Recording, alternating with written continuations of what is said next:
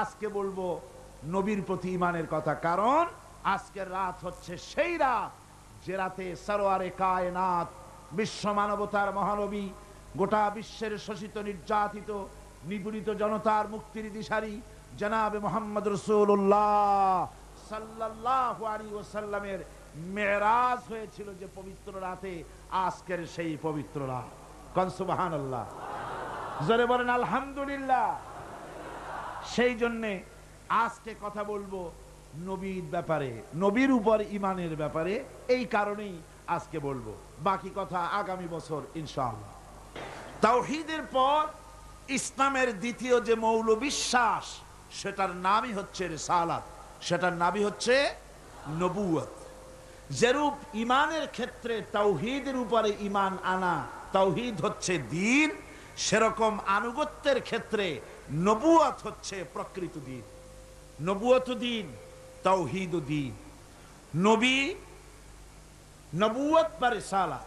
নবী বলা হয় কাকে? একজনের বাণী আর একজনের কাছে যিনি পৌঁছায় দেন তাকে বলা হয় নবী, তাকে বলা হয় রাসূল।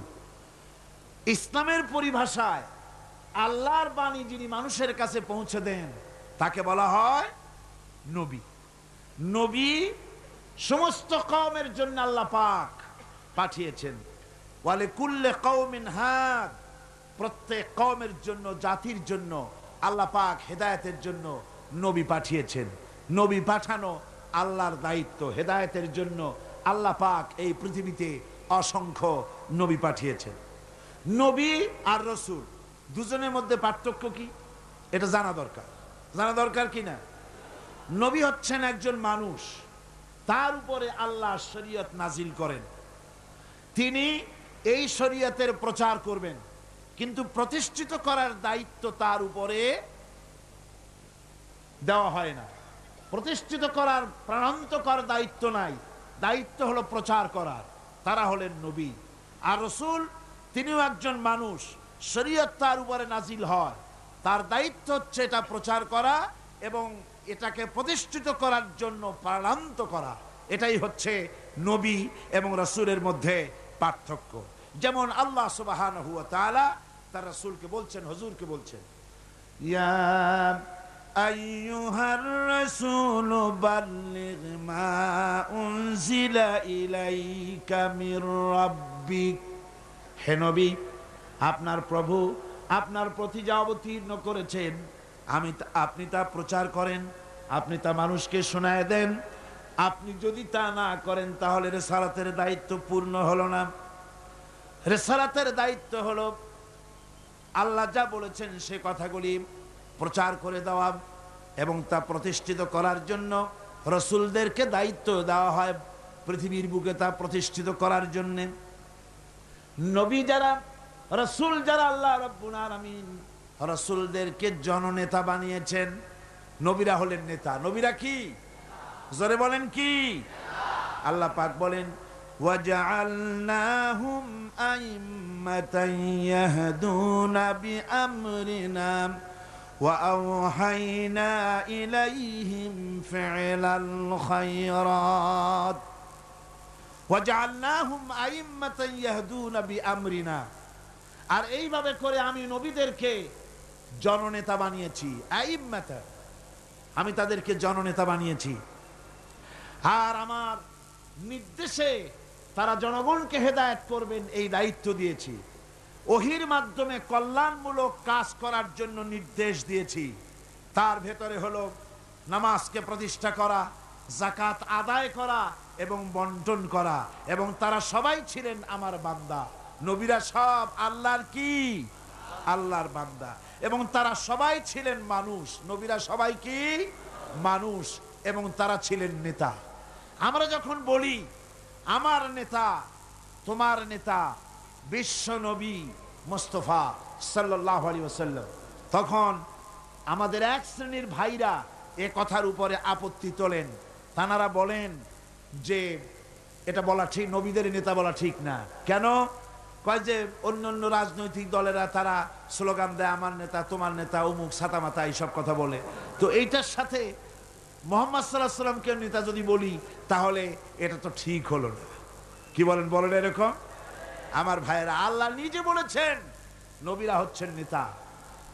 ইমাম মানিত নেতা, রসুল হচ্ছেন ইমামুল মুরসালিন। সমস্ত রসুলদের নেতা কে? মুহাম্মদ সাল্লাল্লাহু আলাইহি ওয়াসাল্লাম। জোরে বলেন কে? ইমামুল মুরসালিন। আমরা যখন দরুদের মধ্যে পড়ি আল্লাহুম্মা সাল্লি আলা সাইয়্যিদিনা, সাইয়্যিদিনা মানে কি? আওয়ার লিডার, আমাদের নেতা, Sarware Alam, leader of the world, গোটা বিশ্ব নেতা। ইংরেজিতে বললে কোনো ক্ষতি নাই, আরবিতে বললে ক্ষতি নাই, উর্দুতে বললে ক্ষতি নাই, কিন্তু বাংলায় যদি বলি আমার নেতা, তোমার নেতা, তাহলে ওনারা আপত্তি তোলেন। বুঝি না মাতৃভাষার উপরে ওনাদের এই আপত্তিটা কেন? রসুল যে আমাদের নেতা, এতে কোনো সন্দেহ আছে? রসুল যদি নেতা না হয় তো রসুল কার অনুসারী হবেন? কথা তো দুটো হবে, হয় ইমাম না হয় মুক্তাদি, হয় নেতা না হয় অনুসারী। মুহাম্মদ সাল্লাল্লাহু আলাইহি ওয়াসাল্লাম সহ সমস্ত নবীরা নেতা। যারা বলেন নবীরা কি? এই জন্য আমাদের প্রাণ প্রিয় স্লোগান নারায়ে তাকবীর আল্লাহু আকবারের পরেই তোমার নেতা আমার নেতা কি? হুজুর যে আমাদের নেতা, সে কথা বলতে কি আপনাদের মনে কোনো কষ্ট আছে? কোনো লজ্জা বা ভয় আছে? তাহলে জোরে সোরে চিল্লায় কন্ত, তোমার নেতা আমার নেতা কে? আরো জোরে বলেন। রাসূল করিম সাল্লাল্লাহু আলাইহি ওয়াসাল্লাম, তিনি হচ্ছেন গোটা বিশ্ববাসীর নেতা। এখন পৃথিবীতে যত নবী এলেন, সমস্ত নবীরা হচ্ছেন মানুষ। সমস্ত নবীরা কি? জোরে কোন কি? অনেকে আছেন এ ব্যাপারে আপত্তি তোলেন, তারা বলেন না নবীরা মানুষ না। আচ্ছা, নবীরা যদি মানুষ না হয়, নবীরা কি? জেন। যদি জেন হয় তাহলে মানুষের চাইতে কি জেনের মর্যাদা বেশি? আচ্ছা, জেন না, মানুষও না, তবে কি ফেরেশতা? নবীরা যদি ফেরেশতা হয় তাহলে ফেরেশতার মর্যাদা মানুষের চাইতে বেশি না কম? মানুষের মর্যাদাই তো বেশি। সুতরাং নবীরা সব কি ছিলেন? বিশ্বাস করুন, আকীদাকে মজবুত করুন, সমস্ত নবীরা মানুষ ছিলেন। জোরে বলেন, সমস্ত নবীরা কি? আল্লাহ রাব্বুল আলামিন তার সম্পর্কে বলেছেন, নবীজি সম্পর্কে আল্লাহ পাক বলেন, নবী আপনি বলে দেন, কুল ইন্নামা আনা বাশারুম মিসলুকুম ইউহা ইলাইয়া আন্নামা ইলাহুকুম ইলাহু ওয়াহিদ। ও নবী আপনি বলেন, আমি তোমাদের মতোই মানুষ। ইন্নামা আনা বাশারুম মিসলুকুম, কত সহজ কথা।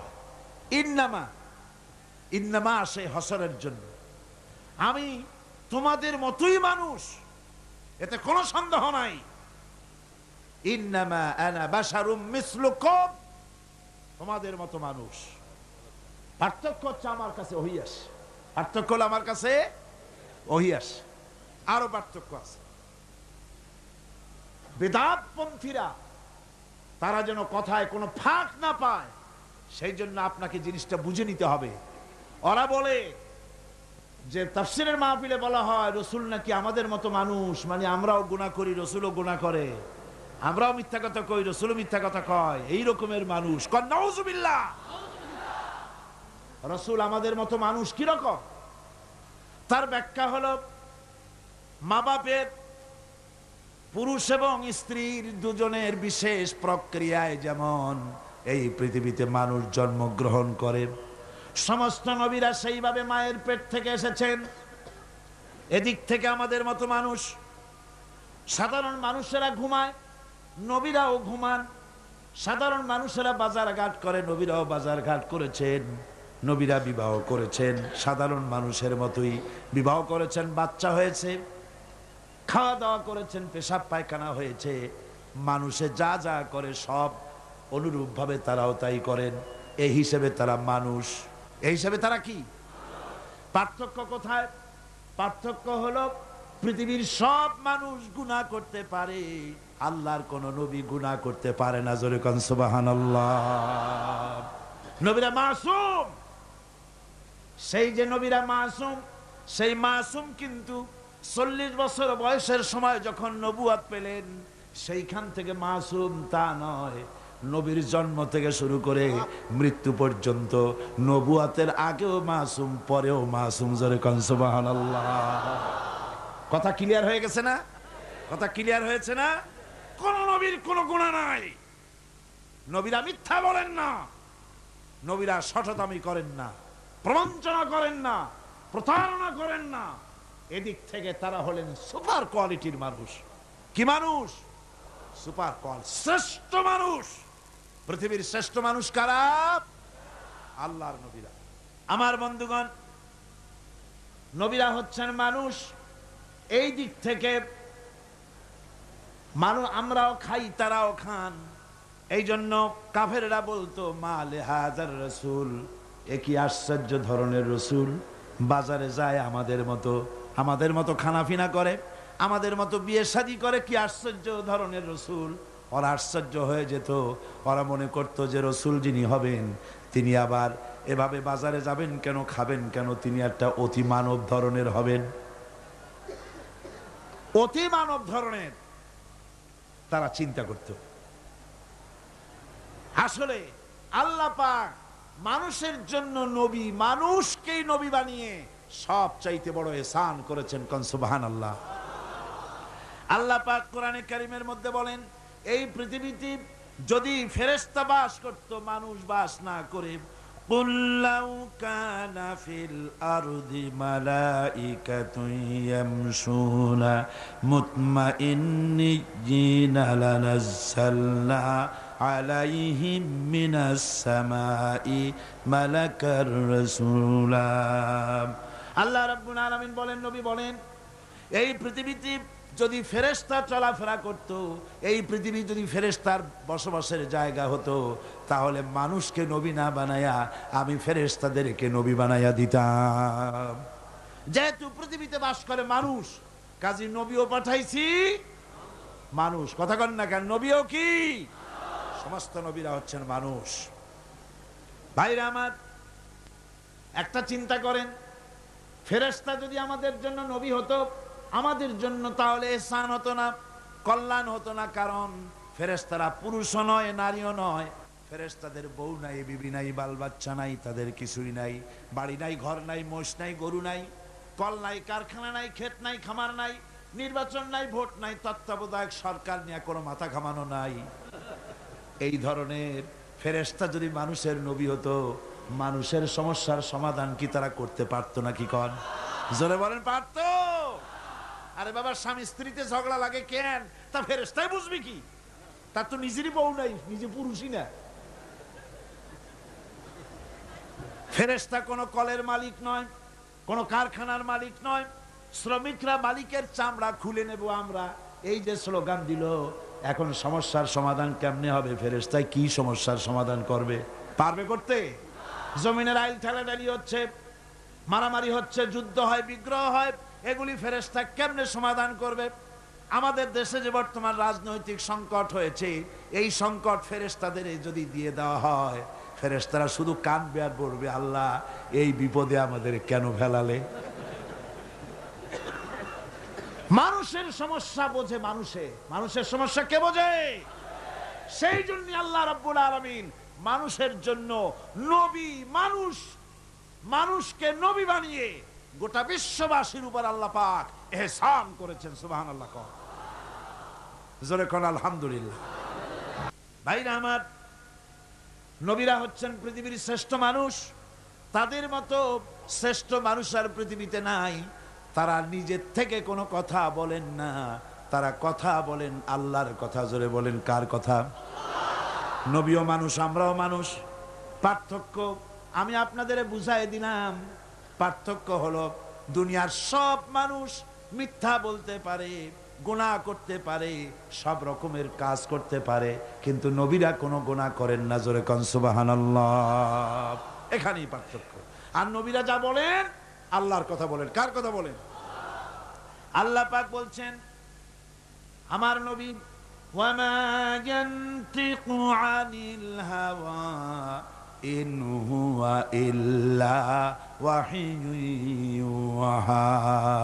নবী আমার নিজের নফসকে অনুসরণ করে, নিজের প্রবৃত্তিকে অনুসরণ করে কোনো কথা বলেন না। নবী যা বলেন সব আমার কথা বলেন, আমি যা বলতে বলি তাই বলেন।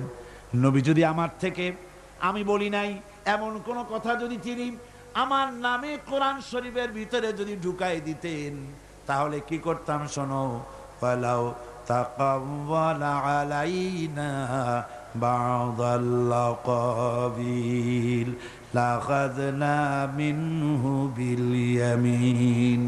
যদি আমার নবী কোন কথা নিজের থেকে বানিয়ে কোরআনে কারীমের ভিতরে যদি ঢুকাই দিতেন, তাহলে আমি আমার নবীর ডান হাতকে চেপে ধরতাম, আর নবীর কণ্ঠ নালীকে আমি আল্লাহ কেটে ফেলে দিতাম।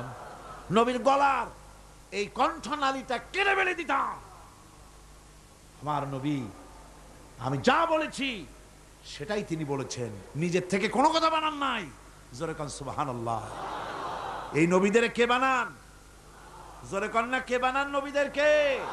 আল্লাহ পাক নবী বানান। নবী ভোট দেওয়া হয় না, নবী নির্বাচন করে হয় না, নবী ইলেকশন করে হয় না, নবী আল্লাহ বানান।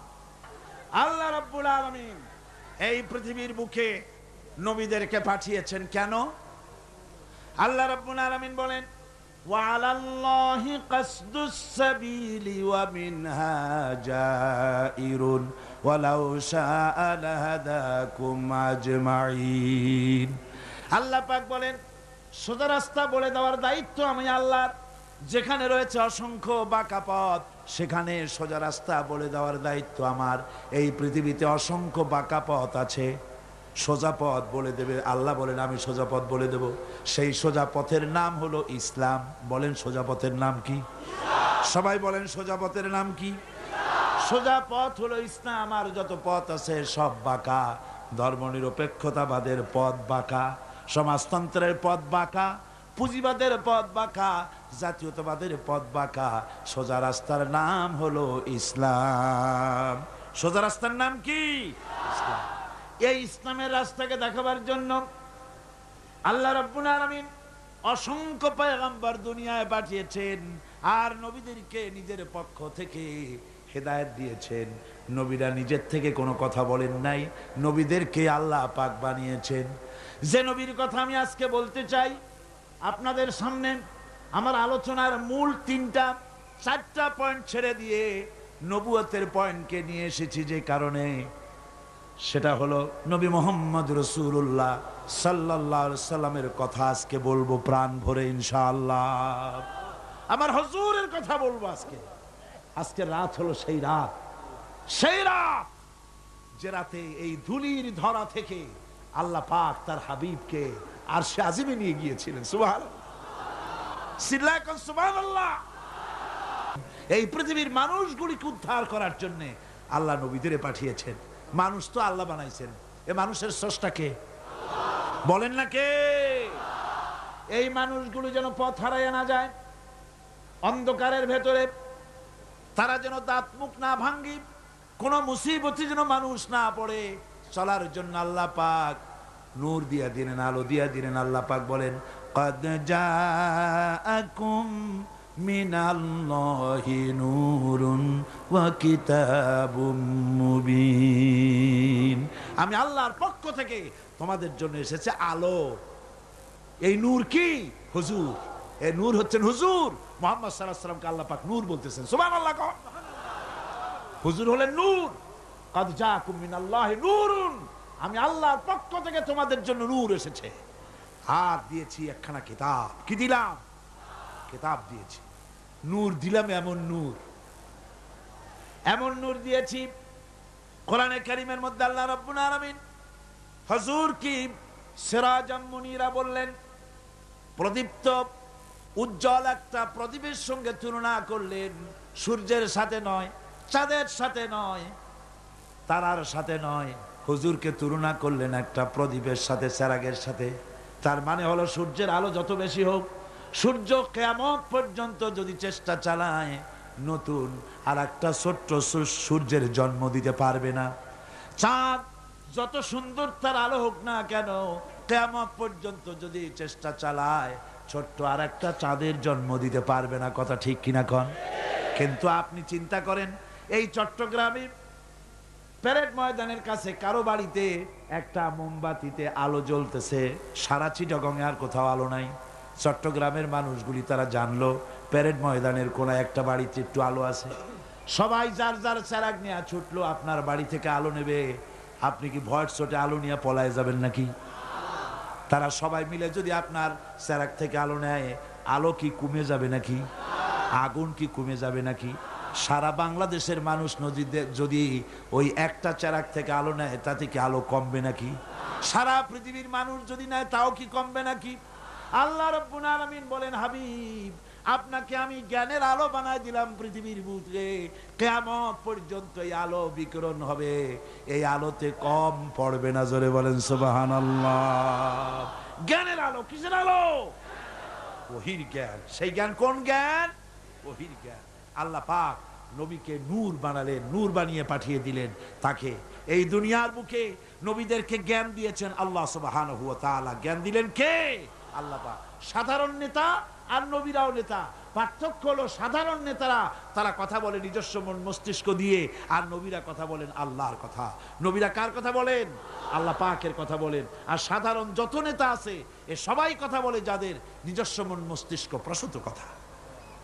যার জন্য দেখুন হযরত ইব্রাহিম আলাইহিস সালাম তার আব্বাকে ডেকে বললেন, ইয়া আবাতি ইন্নী ক্বাদ জাআনি মিনাল ইলমি মা লাম ইয়াতিকা ফাত্তাবি'নি আহদিকা সিরাতান সাবিয়্যা।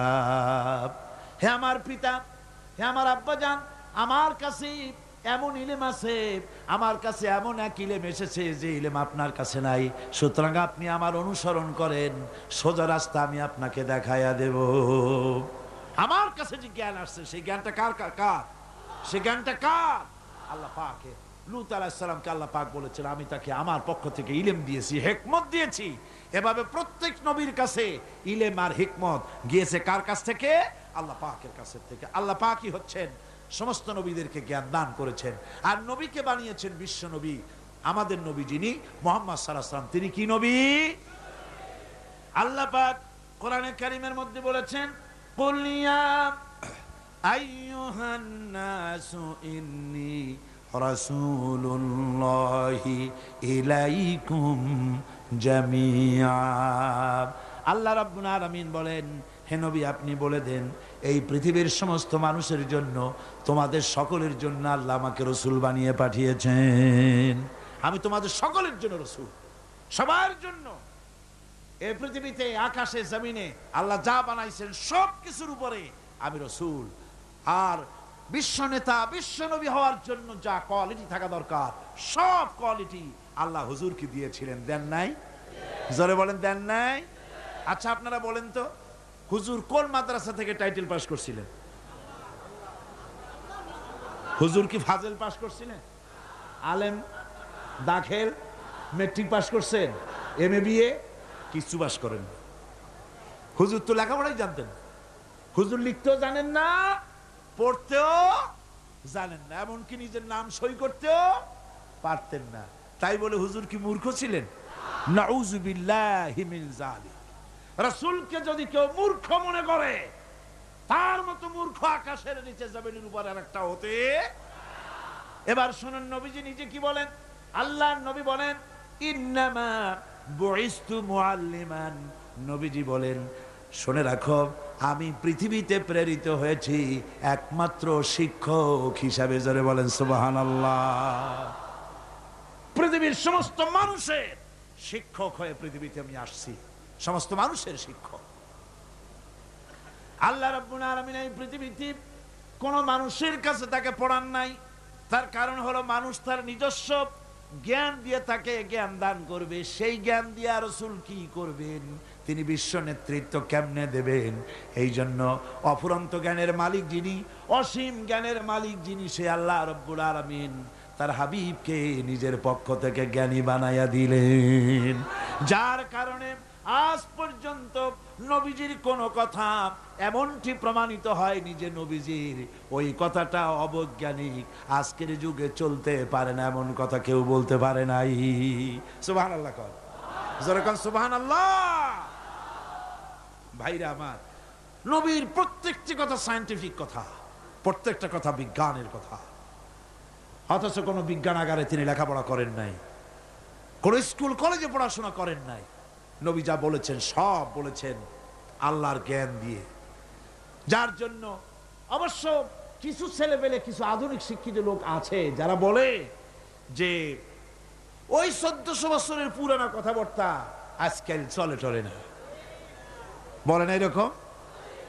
আমি বলেছি এইসব ছেলেগুলোকে দাওয়াত দিয়া চায়ের দোকানে এক কাপ চা, একটা সিঙ্গাড়া খাওয়াবেন, তারপরে বলবেন বাবা এই পাইকারি কথাটা কইও না, খুচরা কথা কও। 1400 বছর আগে রসুলের কথা চলতে পারে না, কোনটা পারে না ইন্ডিকেট করো, স্পেসিফিক কথা বলো, রসুলের কোন কথাটা অচল সেটা বলো। বলতে পারবে না, তখন কিন্তু মুখ বন্ধ হয়ে যাবে, জবাব দিতে পারবে না, টেস্ট করে দেখেন। তাহলে বলে কেন? বলে কোন সে কথা? বিশ্বকবি, কবি সম্রাট আল্লামা ইকবাল রহমতুল্লাহ আলাইহি বলেছেন। কেন এইসব কথা ওরা বলে? আল্লামা ইকবাল বলেছেন, উনহি কা মাহফিল সওয়ারতা হো, চরাগ মেরি হ্যায় রাত উনকি, উনহি কা মাহফিল সওয়ারতা হো, চরাগ মেরি হ্যায় रात उनकी, उन्हीं का मतलब कह रहा हूँ, जुबान मेरी है बात उनकी। আমি অন্যের মাহফিল সাজাই, নিজের কোনো মাহফিল নাই। আমি অন্যের রাতে সেরাক চালাই, আমার নিজের কোনো সেরাক টেরাক নাই। আমি অন্যের মতলব নিজের জিহ্বা দিয়া বলি, আমার নিজস্ব কোনো সে নাই, কোনো বক্তব্য নাই।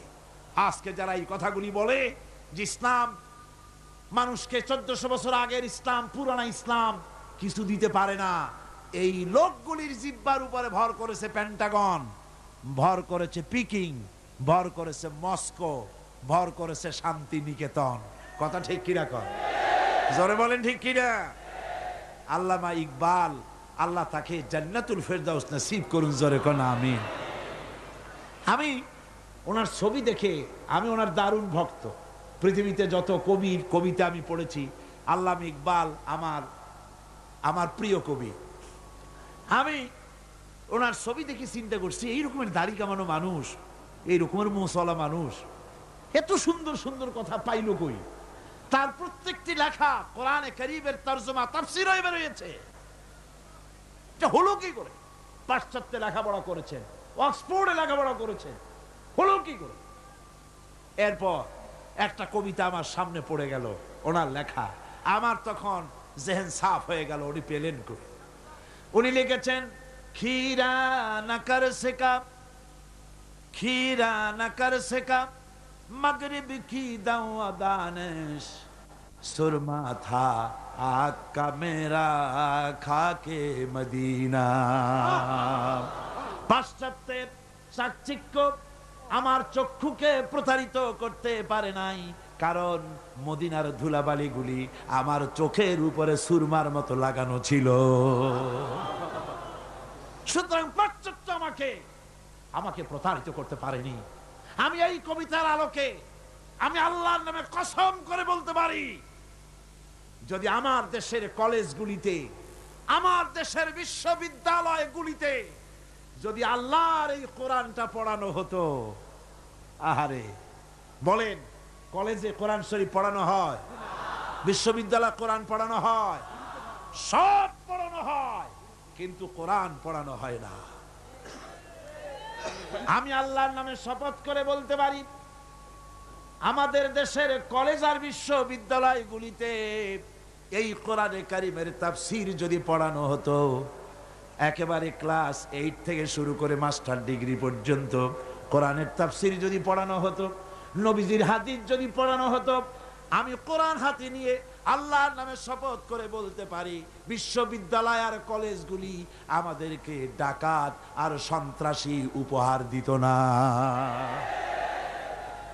কলেজ বিশ্ববিদ্যালয় আমাদেরকে উপহার দিত খালিদ বিন ওয়ালিদ, আমাদেরকে উপহার দিত গাজী সালাউদ্দিন, আমাদেরকে উপহার দিত শহীদ তিতুমীর, টিপু সুলতান, শাহ মজনুন, এগুলি আমাদেরকে উপহার দিত বিশ্বের সেরা সেরা নাম করা ইসলামী চিন্তাবিদ।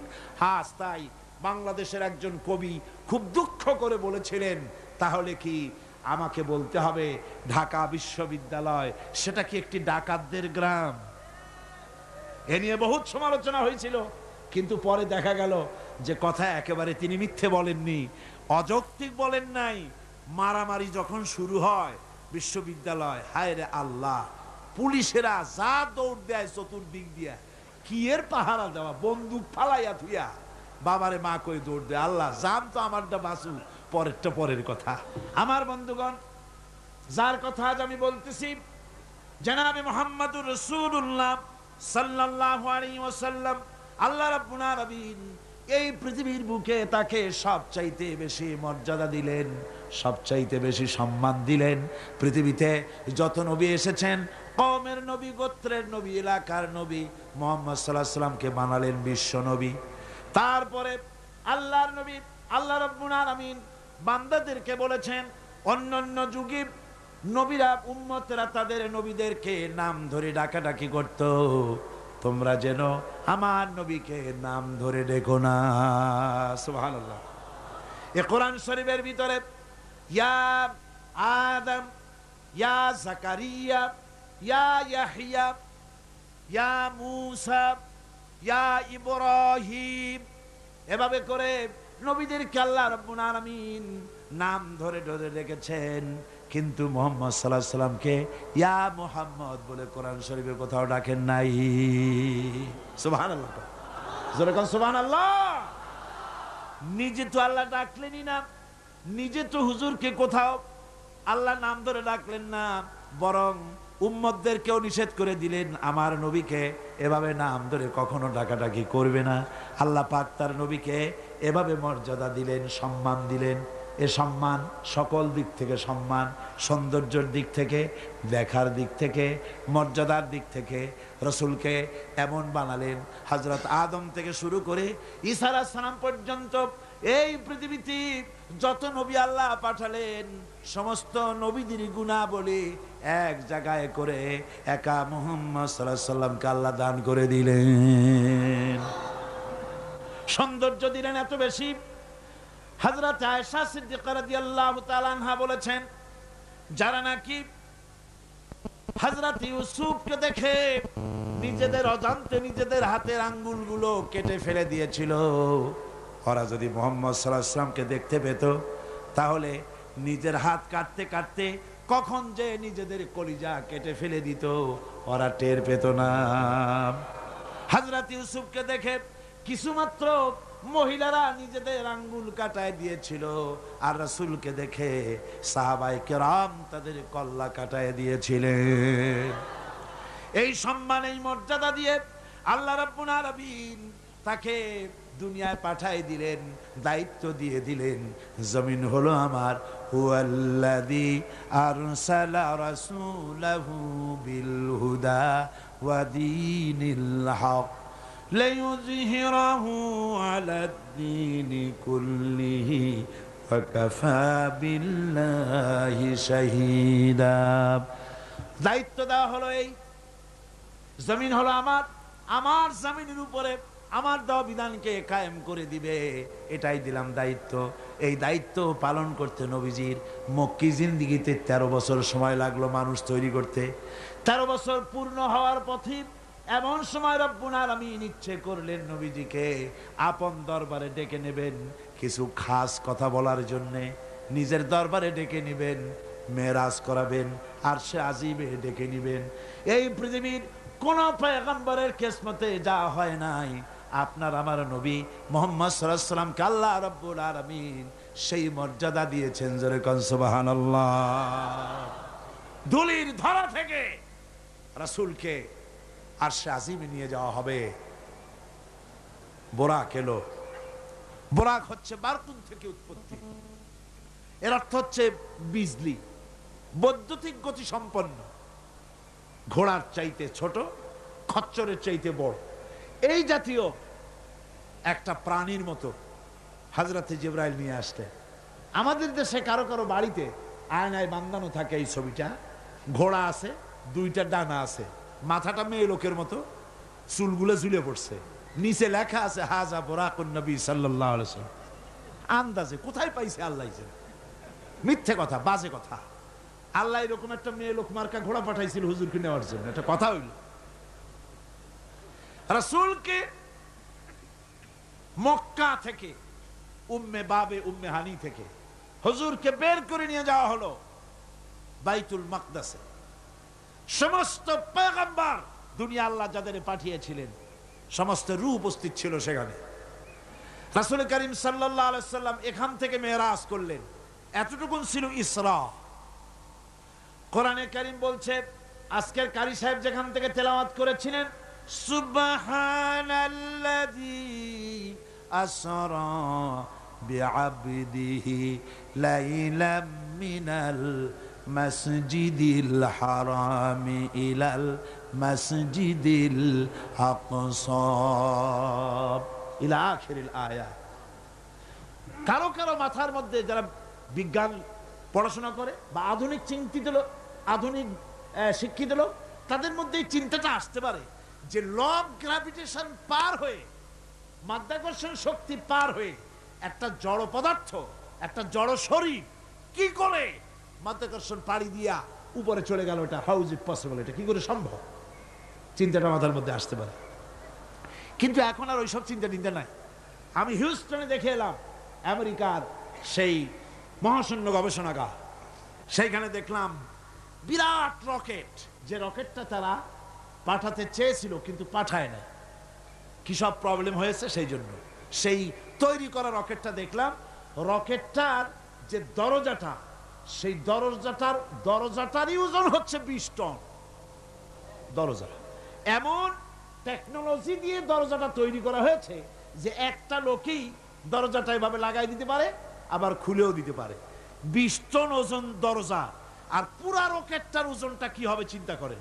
3টা জিনিস থাকে, 2টা থাকে সিলিন্ডার, আর একটা থাকে যেটার ভিতরে মানুষ থাকে, সেই মানুষ বসার জন্য একটা, আর 2টো সিলিন্ডার থাকে। যখন এখান থেকে ছেড়ে দেওয়া হয় তখন দুই দিকে 2টা যে কোল বালিশের মতো থাকে, দেখছেন কিনা ছবিতে আপনারা, এই 2টো জ্বলে পড়ে গেল। যাওয়ার সময় এই 2টোতে যে ফোর্স লাগিয়ে দিল, এই ফোর্সে ল অফ গ্র্যাভিটেশন পার করে দিল। এরপর আর তার কোনো তেল লাগবে না, বিনা তেলে যত খুশি তত উপরে চলে যেতে পারবে। চিন্তা করলাম, মানুষের মাথায় যদি এই জ্ঞান আল্লাহ দেন, এত ওজনের জিনিস এত পাওয়ারফুল করে ছেড়ে দেওয়া হয়েছে, ল অফ গ্র্যাভিটেশন পার হয়ে যাওয়ার পর মাধ্যাকর্ষণ শক্তি শুধু পৃথিবীর নাই, প্রত্যেকটা গ্রহ, প্রত্যেকটা উপগ্রহের আলাদা আলাদা মাধ্যাকর্ষণ আছে। যদি তা না থাকতো, একটা থেকে আর একটা বিচ্ছিন্ন হয়ে পৃথিবীতে লন্ডভন্ড হয়ে যেত। প্রত্যেকটার আলাদা আলাদা মাধ্যাকর্ষণ শক্তি আছে। তো সেই জিনিসটা এভাবে চলে যায়। আল্লাহ রাব্বুল আলামিন তার হাবিবকে নেবেন, আপনার অত চিন্তা কেন, যেটা গেল কেমনে, এটা কি করে সম্ভব? আপনার মাথায় ঢোকবে না, আপনার আমার মাথায় ঢোকবে না। ঢোকবে না বলেই ঘটনার সূত্রপাত আল্লাহ কেমনে করছে সেদিকেই লক্ষ্য করেন। দুনিয়ার মানুষ, তুমি আমার কুদরত তোমার মাথায় ঢোকবে না। সেই জন্য ইসরার ঘটনা বলতে গিয়া রব্বুল আলামিন শুরুই করলেন সুবহানাল্লাযী আসরা বিআবদিহি। সুবহানাল্লাযী, সমস্ত দুর্বলতা অক্ষমতা থেকে মুক্ত সেই সত্তা যিনি তার বান্দাকে ইসরা করিয়েছেন, মেরাজ করিয়েছেন। কাল সুবহানাল্লাহ বিহামদিহি। সমস্ত দুর্বলতা অক্ষমতা থেকে মুক্ত তিনি পার করে নিয়ে গিয়েছেন। তারপরে মুহূর্তের ভিতরে মহাশূন্য পাড়ি দিয়ে, সেই মহাশূন্য মানে কি, এইখান থেকে সূর্য কত দূরে জানেন না? 9,30,00,000 মাইল দূরে এখান থেকে সূর্য। সেই সূর্য, তারপরে রয়েছে গ্যালাক্সি, মিল্কি ওয়ে, গ্রহ নক্ষত্র, সে যে কত দূরে, যে সমস্ত তারকা, এমন বহুত তারকা আছে যে তারকা সৃষ্টির পর তার আলো পৃথিবীর মাটি আজ পর্যন্ত স্পর্শ করে নাই, অথচ আলোর গতি প্রতি সেকেন্ডে কত মাইল? হ্যাঁ, 1,86,000 মাইল। এই 1,86,000 মাইলের সেকেন্ড, এর মিনিট, এর ঘন্টা, এর দিন, এর সপ্তাহ, এর মাস, এর বছর, এটাকে বলা হয় লাইট ইয়ার, আলোকবর্ষ। সেই তারকা তৈরি হওয়ার পর কত সহস্র সহস্র লাইট ইয়ার চলে গেল, আজও পর্যন্ত সেই তারকার আলো পৃথিবীর মাটি স্পর্শ করতে পারে নাই। তাহলে সেই তারা কোথায়? আল্লাহ রাব্বুল আলামিন তার হাবিবকে চাঁদ, সূর্য, গ্রহ, নক্ষত্র, মহাশূন্য পাড়ি দিয়ে, তারপরে 7 আকাশ পাড়ি দিয়ে সিদরাতুল মুনতাহা পর্যন্ত নিয়ে গেলেন। জোরে কোন সুবহানাল্লাহ। এবার সিদরাতুল মুনতাহা পর্যন্ত যাওয়ার পথে যত ঘটনা ঘটলো সেগুলো আপনারা ইতিহাস থেকে পড়ে নেবেন, ওগুলি বলার সময় আমার কাছে নাই। সিদরাতুল মুনতাহায় যাওয়ার পর হযরত জিবরাইল বলেন, আর আমি যেতে পারবো না, এটা হলো বিপজ্জনক বর্ডার। আমি যদি আর এক চুল অগ্রসর হই তাহলে আমি জ্বলে পুড়ে ছাই হয়ে যাব, আমার আর যাওয়ার অধিকার নাই। হুজুর সেখানে বসে থাকলেন। জিবরাইল বলে গেলেন, এখান থেকে আপনাকে নেওয়ার কুদরতি ব্যবস্থা হয়ে যাবে। রাসূল দুনিয়ায় ফিরে এসে হযরতে বেলালকে ডেকে বলেছিলেন, বেলাল গো, এমন কি আমল তুমি করো আমারে শোনাও। হযরতে বেলাল বলেন, হুজুর আমার আমল তো সব আপনি জানেন। কয় না, কি করো শোনাও। বেলাল বলেন, হুজুর খাস আমলের মধ্যে এতটুকু আছে যে আমি কখনো বিনা উজুতে থাকি না, যখন উজু চলে যায় উজু করি, আর উজুর ইহতিমামের জন্য 2 রাকাত নফল নামাজ পড়ি। হুজুর বলেন, বেলাল তুমি এই আমল ছাড়বা না, কারণ সিদরাতুল মুনতাহায় হযরত জিবরাইল আমারে যখন ছেড়ে চলে গেলেন, আমার একা একা বড় ভয় লাগতে লাগলো। তখন আমার মনে হচ্ছিল তুমি যেন আমার চতুর্দিকে হাঁটতেছো। আমার ভাইরা, রফরফ নামক বিছানা চলে এলো। কুদরতি এই বিছানায় চড়ে নবীজি আল্লাহ রাব্বুল আলামিনের দরবারে আরশে আজিমে পৌঁছে গেলেন। জোরে বলেন সুবহানাল্লাহ, জোরে বলেন সুবহানাল্লাহ।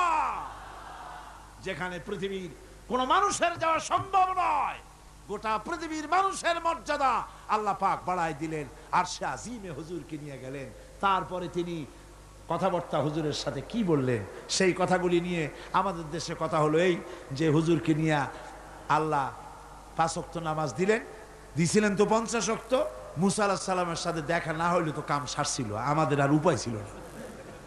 আরে ভাই, শুধু নামাজ দেওয়াই যদি উদ্দেশ্য হবে তাহলে রোজার মতো তো আল্লাহ দুনিয়ায় বসে দিতে পারতেন কিনা, হজের মতো জাকাতের মতো পারতেন কিনা। শুধু নামাজের জন্য নয়, আল্লাহ পাকের কায়নাত দেখাবার জন্য আল্লাহ পাক তাকে নিয়েছিলেন।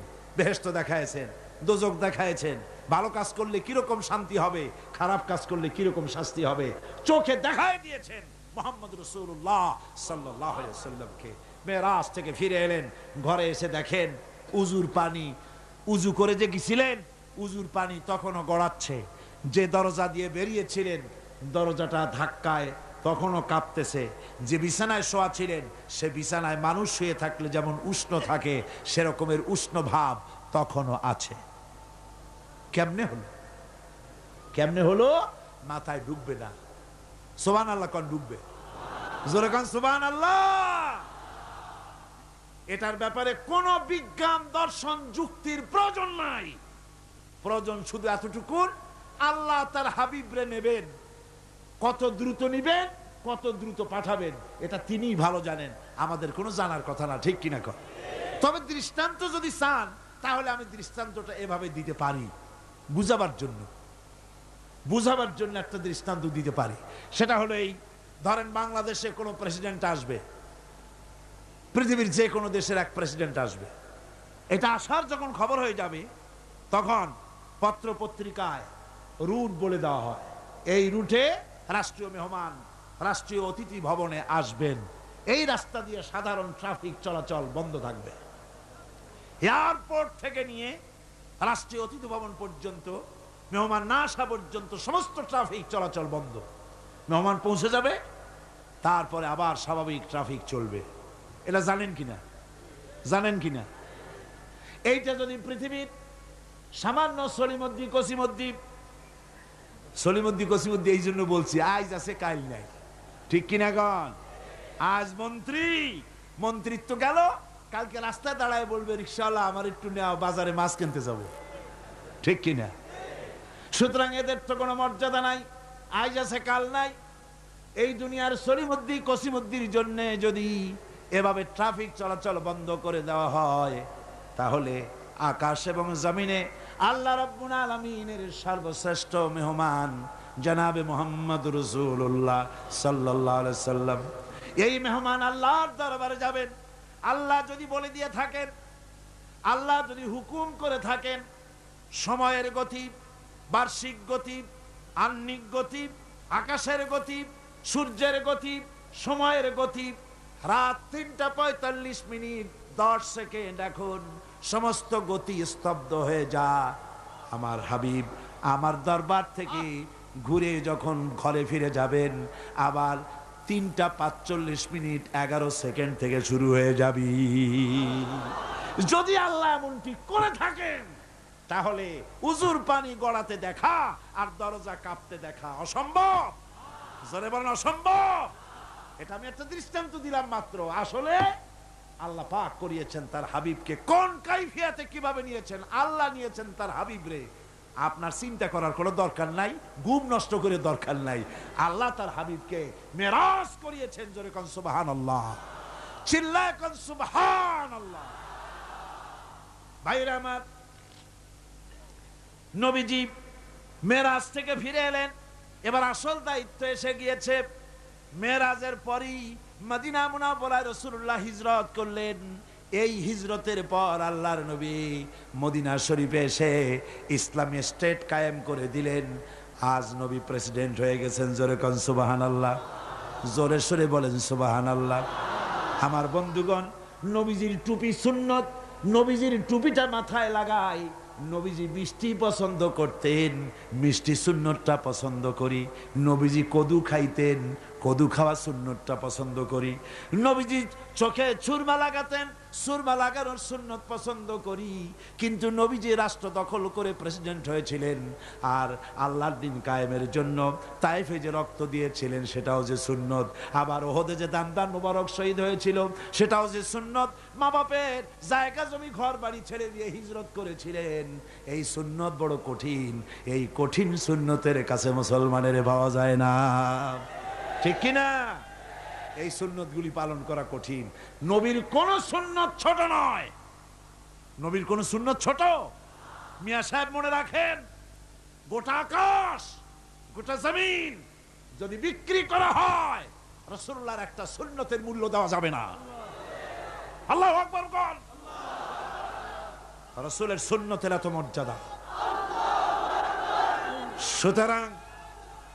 সুতরাং রাসূলুল্লাহ আল্লাহর নবী পৃথিবীতে এলেন।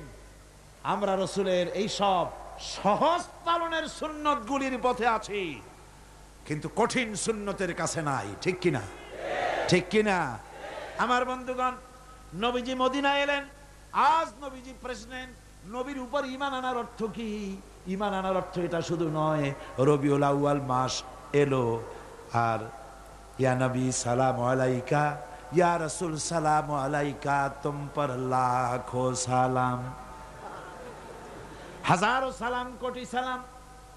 এরপরে বাজারের সব মিষ্টিগুলি খাইয়া ভাবলাম, যেন বলে দিলাম রসুল দেখো তোমারে কত ভালোবাসি, তোমার মহব্বতে বিরাট একটা মিছিল করছি, তোমার মহব্বতে বাজারের সব মিষ্টি খাইয়া ভালাইছি, বলো আর কত তোমারে ভালোবাসা যায়। আহারে, ওই নবীরে গাল দেওয়া হলো, কয়জন তোমরা মরছো? নবীরে গাল দেওয়া হলো, নবীর সুন্নত ভুলণ্ঠিত হতেছে। নবী যেই উদ্দেশ্যে এসেছিলেন পৃথিবীতে, দান মোবারক শহীদ করে দিয়েছিলেন, সেই ইসলাম জমিন থেকে বিদায় হয়ে যায়। সেজন্য কি অবদান তোমার? শুধু মিলাদ পড়লে পরে নবীজির ওই সুন্নত, নবীর ইমানের হক আদায় হবে না। জোরে বলেন হবে নাকি? কি কোন হবে? হবে না। রাসূলুল্লাহ মদিনায় আসলেন, আজ রাসূল প্রেসিডেন্ট। সুবহানাল্লাহ কর। প্রেসিডেন্ট, রাষ্ট্রপতি। রাসূলুল্লাহ রাষ্ট্রপতি হয়েছেন।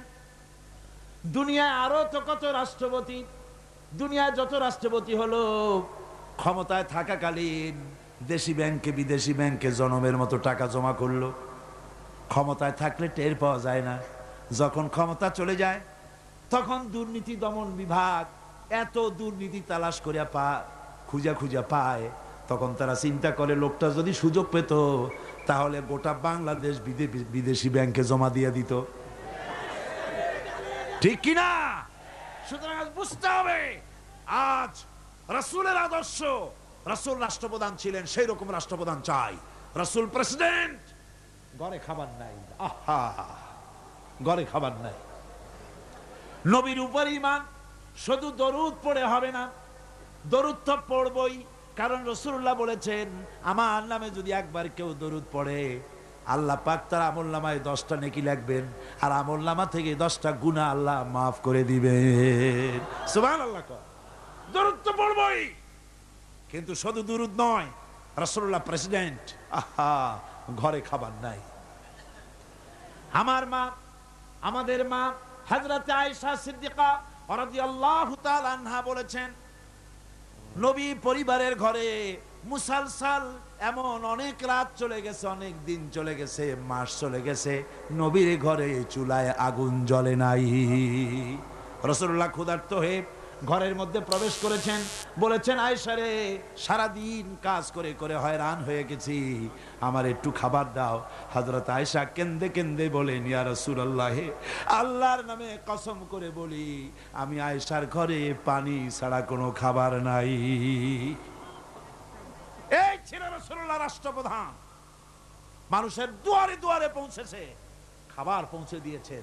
আর চুরি নাই, ডাকাতি নাই, জেনা নাই, ব্যভিচার নাই, ধর্ষণ নাই, দরজা খুলে মানুষ ঘুমাবার সুযোগ পেয়েছে।